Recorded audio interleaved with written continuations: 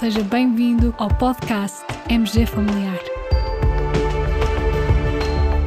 Um podcast sobre temas pertinentes que nos fazem refletir e frequentemente com implicações para a prática clínica. E damos as boas-vindas ao nosso anfitrião, professor Carlos Martins.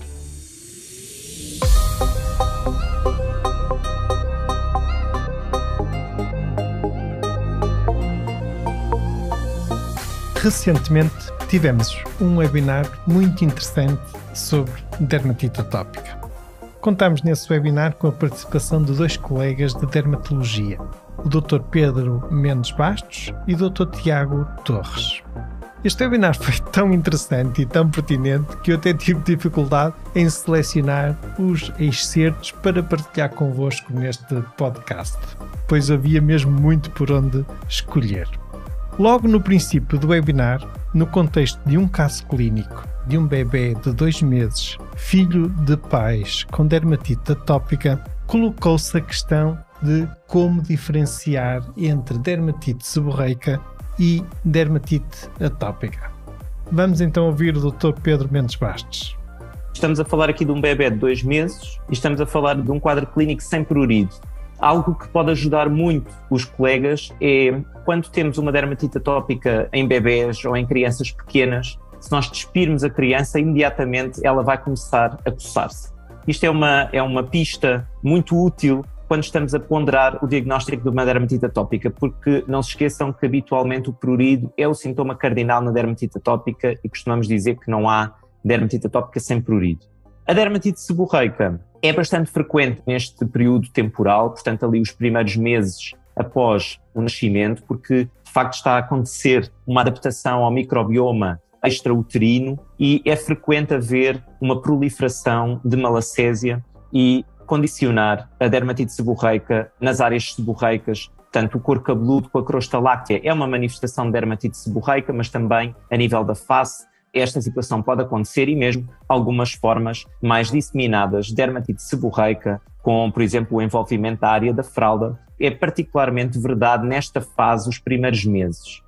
E é necessário tranquilizar os pais, porque é uma situação que, na maioria das circunstâncias, será autolimitada, não incomoda a criança e é fundamental ver esta questão do timing, porque é aceito na comunidade internacional que habitualmente o diagnóstico de dermatite atópica pode ser feito a partir dos 3 meses, precisamente para afastarmos esta confusão com a dermatite seborreica. E por vezes existem sobreposições, não é? Vemos bebés que têm dermatite atópica a desenvolver-se aos 4, 5, 6 meses e ainda têm um pouco de dermatite seborreica que estará a resolver, e por isso são estes os pontos para ajudar a distinguir. Dermatite seborreica muito frequente e habitualmente autolimitada, dermatite atópica irá persistir para além deste período e noutras localizações. Depois, o Dr. Pedro explicou-nos aquele que é hoje o conhecimento científico sobre a fisiopatologia da dermatite atópica. E aqui há uma ideia-chave a reter. A dermatite atópica é sobretudo uma doença inflamatória da pele e não uma doença alérgica. E isto ao contrário do que se terá equacionado no passado e que por vezes ainda hoje gera algumas mensagens erradas que são transmitidas aos nossos pacientes. O que é que isto significa? Significa que aquela ideia que há alguns anos atrás poderíamos ter, que a dermatite atópica é uma doença fundamentalmente alérgica e que temos de encontrar o alergénio responsável pelo desenvolvimento e perpetuação da dermatite atópica, está hoje bastante ultrapassada. Ou seja, a dermatite atópica é uma doença inflamatória da pele cuja ativação inflamatória é fundamentalmente independente de antigênio. Naturalmente que depois existe aqui alguma confusão. Porquê? Porque este ambiente com uma polarização do tipo 2 a nível da pele e o problema de barreira que acabamos de descrever vai facilitar a sensibilização epicutânea.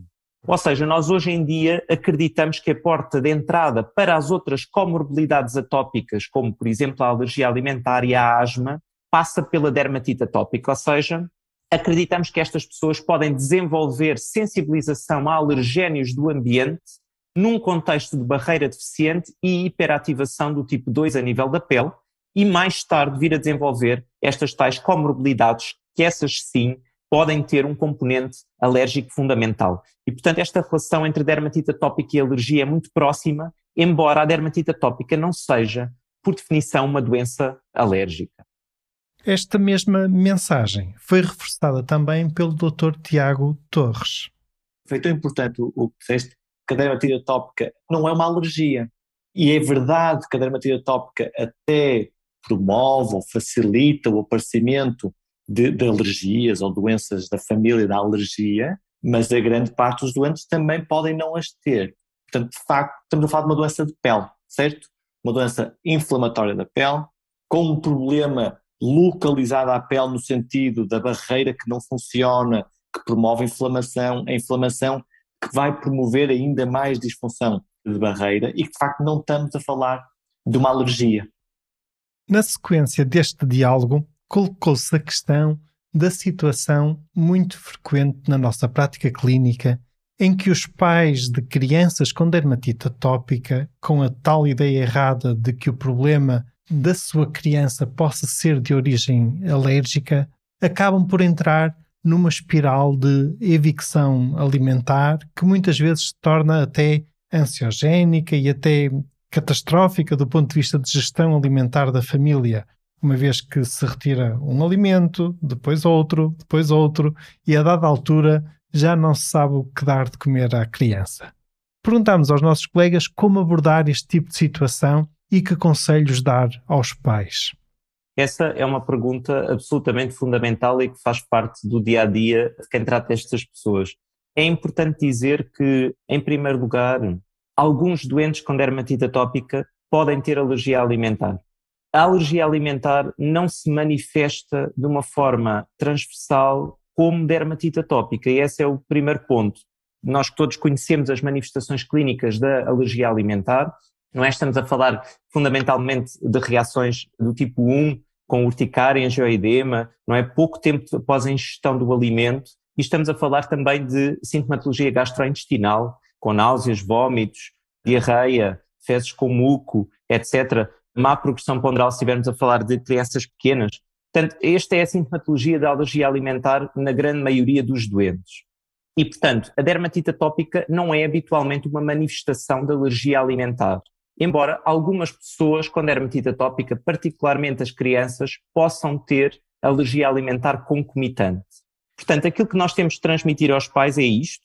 Quando falamos de dermatite atópica, é infrutífero e frustrante andar à procura de um alergénio que é responsável por esta doença. Esta doença não é assim, embora possa haver sensibilizações. E, portanto, temos de ter atenção e perguntar pelos sintomas. Temos de explicar às pessoas que nós conhecemos os sintomas da alergia alimentar e temos de perguntar por esses sintomas. E se houver suspeita, os doentes naturalmente que devem ser estudados nesse sentido, uma suspeita clínica. Agora, andarmos a tentar fazer dietas no sentido de controlar a dermatite atópica é algo que a literatura nos mostra ser bastante inútil na maioria das situações e, portanto, devemos desincentivar essa prática e explicar que a dermatite atópica não é uma alergia alimentar. E isso é tão importante, provavelmente vou-me repetir ao que o Pedro explicou tão bem, mas isso é um ponto tão importante, porque vemos muitas vezes uma procura incessante com exames, análises ao sangue, caríssimas, de IgEs específicas, e que não têm, de facto, interesse prático na grande maioria dos doentes que têm dermatite atópica. Porque o Pedro explicou tão bem, a alergia alimentar não é, ou seja, a dermatite atópica não é uma manifestação de uma alergia alimentar, apesar de haver sempre situações em que pode haver ali alguma relação. Mas isso é muito importante, até, no fundo, como disse há pouco, tentar de alguma forma desconstruir esta ideia de alguém, de uma criança, um adulto, que aparece com um eczema atópico na pele, e a ideia de tentar procurar alergia, como sendo uma alergia, ou encaminhar para a procura de alergias. E, portanto, acho que este é um ponto muito importante. A dada altura, uma colega nossa colocou a seguinte questão. A dermatite de contacto é sinónimo de dermatite atópica? Bom, ainda bem que a Rita fez essa pergunta porque a resposta é não. A dermatite atópica é uma doença inflamatória, como falámos há pouco, que resulta desta interação complexa entre déficit de barreira e hiperinflamação do tipo 2. A dermatite de contacto é, no fundo, um tipo de eczema, portanto entra nesta classificação geral dos eczemas, mas que resulta do contacto repetido ou não, ou único, se for um fator, resulta do contacto com um fator externo que é suficientemente irritativo para causar, a nível da pele, uma reação eczematiforme. Portanto, para causar inflamação, para causar descamação, para causar eritema, para causar prurido. Portanto, no fundo, do ponto de vista clínico, é, por vezes, difícil de distinguir. Embora na dermatite de contacto exista sempre um fator externo responsável, este contacto, como disse, pode ser um contacto único, se for um fator muito irritativo, ou pode ser um contacto repetido que com a aplicação continuada deste produto esteja a desencadear uma reação inflamatória persistente. Aquilo que eu queria transmitir é que muitas vezes o facto da pessoa ter dermatite atópica não nos deve fazer pensar que não há uma dermatite de contacto concomitante. Muitas vezes, e eu diria na quase maioria das pessoas, existem dermatites de contacto concomitantes que devemos discutir com as pessoas e perceber se não há algo que está a ser aplicado ali de forma repetida que possa causar a exacerbação dos sintomas. Não havendo, como vimos, uma etiologia alérgica na dermatite atópica, mas na dermatite de contacto, já existe essa etiologia alérgica? É uma pergunta importante, porque na dermatite de contacto nós consideramos fundamentalmente duas formas. A forma mais frequente e aquela que vemos mais recorrentemente é a dermatite de contacto irritativo.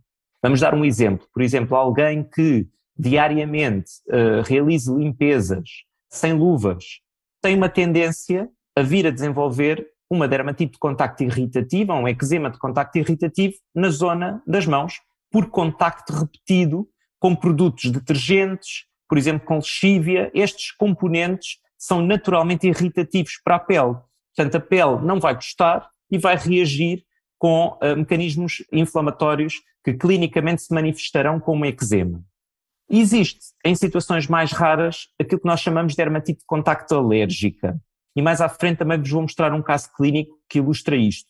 A dermatite de contacto alérgica não resulta de fatores irritativos, mas resulta do contacto repetido com um alergénio, ou seja, no fundo um antigénio do ambiente, que vai desencadear uma resposta específica a nível da pele, e aqui a específica estamos a falar de uma resposta do tipo de hipersensibilidade 4, ou seja, vai haver uma sensibilização com linfócitos específicos para este alergénio, e sempre que a pessoa contactar, no fundo externamente com este alergénio, na zona de contacto vai haver um recall, o gânglio vai enviar os linfócitos T específicos para aquele alergénio rapidamente para a pele e vai-se estabelecer um eczema que clinicamente, lá está, pode mimetizar todas estas entidades que temos estado a falar, portanto clinicamente é difícil distinguir, mas a história clínica deve-nos fazer suspeitar.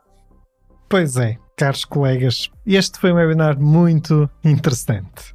Mais à frente falou-se ainda sobre a abordagem terapêutica da dermatite atópica e com este episódio eu partilho o link de acesso ao vídeo integral do webinar e também à apresentação PowerPoint.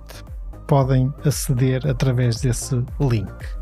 Muito obrigado por nos ouvirem, fiquem bem, continuem bem, até ao próximo episódio.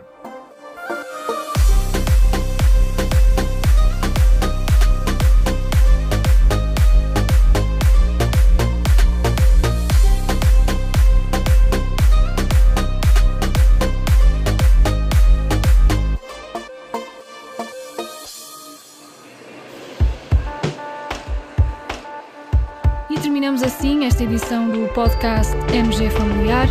Muito obrigada por nos ouvir.